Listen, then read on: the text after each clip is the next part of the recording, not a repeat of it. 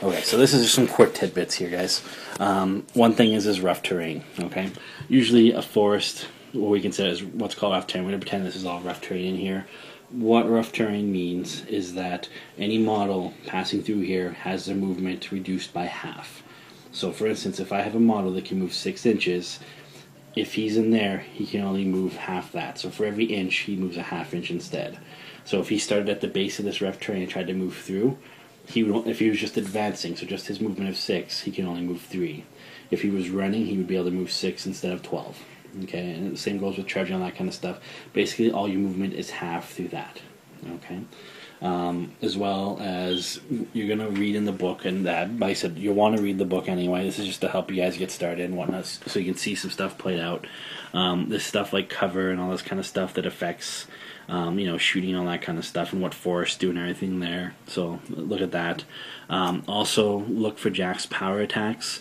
Jacks can spend points to make different power attacks, and a power attack is stuff like a headbutt, a throw, a slam, a trample. There's different charge attacks, charge power attacks, whatever you want to call them. Jacks can do all kinds of things with focus, so look those up. We're not going to go through them all here. There's just too many to list, and there's some really neat things that you can do with that kind of stuff. Okay, like I said, different terrain. The easiest way to do terrain is you and your opponent will just sit down and decide what's what.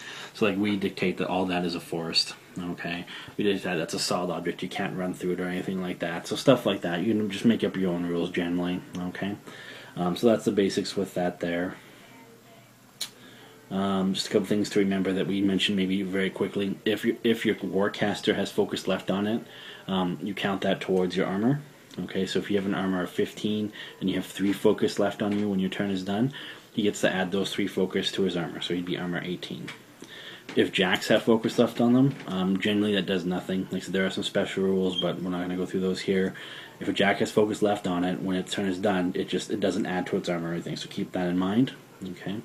Don't forget that like tokens, your tokens are very helpful.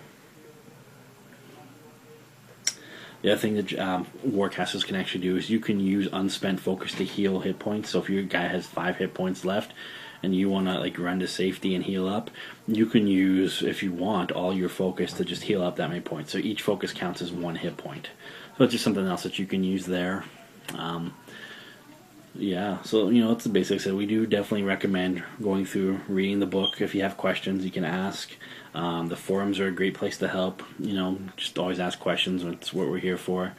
And yeah, like if anything doesn't make sense, let us know. I know it's kind of rushed and everything, so we're gonna put it together as best we can. But this is, like I said, just the basic show of what things are and how things work and all that kind of stuff. And we thank you guys for watching. All right, bye. Say bye, John. Have a good one.